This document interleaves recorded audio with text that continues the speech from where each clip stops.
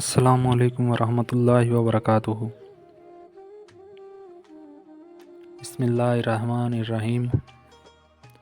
حضرت ابو ذر غفاری رضی اللہ عنہ مشہور صحابی ہے جو بڑے مہینے بعد زادوں اور بڑے علماء میں سے ہوئے۔ حضرت علی کرم اللہ وجہہ کا ارشاد ہے کہ ابو ذر رضی اللہ عنہ ایسے علم کو حاصل کیا ہوا ہے جس سے لوگ عاجز ہیں، مگر انہوں نے اس کو محفوظ کر رکھا ہے۔ جب ان کو حضور اقدس صلی اللہ علیہ وسلم کی نبوت کے پہلے خبر پہنچی تو انہوں نے اپنے بھائی کو حالات کی تحقیق کے واسطے مکہ بھیجا کہ جو شخص یہ دعویٰ کرتا ہے کہ میرے پاس وحی آتا ہے اور آسام کے خبرین آتے ہیں، ان کے حالات معلوم کرے اور اس کے کلام کو غور سے سنے۔ وہ مکہ مکرمہ میں آئے اور حالات معلوم کرنے کے بعد اپنے بھائی سے جا کر کہے کہ میں نے ان کو اچھے عادتوں اور امید اخلاق کا حکم کرتے دیکھا اور ایک ایسا کلام سنا جو نہ شعر ہے اور نہ کہانیوں کا کلام ہے۔ ابو ذر رضی اللہ تعالیٰ عنہ کو اس مجمع بات سے تشافی نہ ہوئی تو خود شام نے سفر کیا اور مکہ پہنچے اور سیدھا مسجد حرام میں گئے۔ حضور صلی اللہ علیہ وسلم کو پہچانتے نہیں تھے اور کسی نے پوچھا، مصلحت کے خلاف سمجھا۔ شام تک اسی حال میں رہے۔ شام کو حضرت علی کرم رضی اللہ عنہ وجہ نے دیکھا کہ ایک پردیسی مسافر ہے۔ مسافروں کی غربوں کی پردیسیوں کی خبری ان کی ضرورتوں کا پورا کرنے اس حضرت کی گفتگو میں پڑا ہوا تھا، اسی لیے ان کو اپنے گھر لے آیا۔ میزبانی فرمایا، لیکن اس سے پوچھا کہ کچھ ضرورت نہیں سمجھے کہ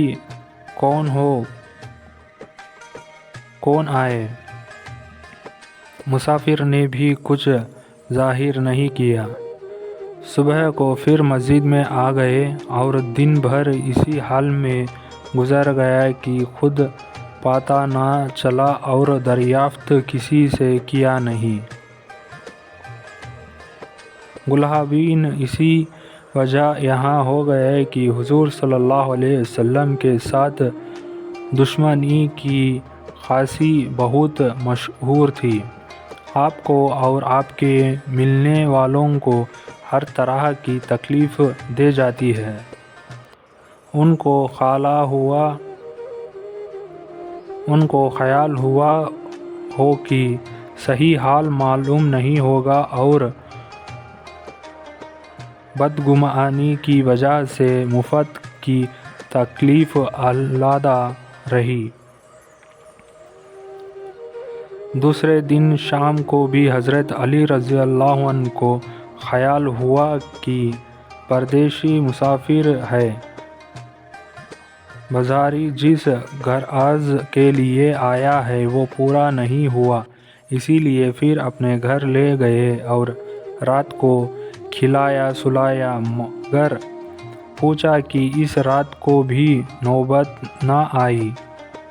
تیسرے رات کو پھر یہی صورت ہوئی تو حضرت رضی اللہ عنہ نے دریافت فرمایا کہ تم کس کام سے آئے ہو؟ کیا غرض ہے؟ تو حضرت ابو ذر رضی اللہ تعالیٰ عنہ نے اول ان کا قصہ اور صحیح بتائے۔ اس کے بعد آپ نے غرض بتلایا۔ حضرت علی کرم اللہ وجہہ نے فرمایا کہ وہ بھی شک اللہ کے رسول ہے، اور صبح کو جب میں جاؤں تو تم میرے ساتھ چلنا، میں وہاں تک پہنچا دوں گا، لیکن مخالفت کا زور ہے، اسی لیے راستے میں مجھے کوئی شخص ایسا ملے جس سے میرے ساتھ چلنے کی وجہ سے تم پر کوئی اندیشہ ہو تو میں پیشاب کرنے لگوں گا، یہ آپ نے جھوٹا دستور درست کرنے لگنا، تم سیدھا چلے چلنا، میرے ساتھ ٹھہرنا نہیں، جس کی وجہ سے تمہارے میرے ساتھ ہونا معلوم نہ ہو۔ سیکنڈ پارٹ کنٹینیو ہوگا انشاءاللہ۔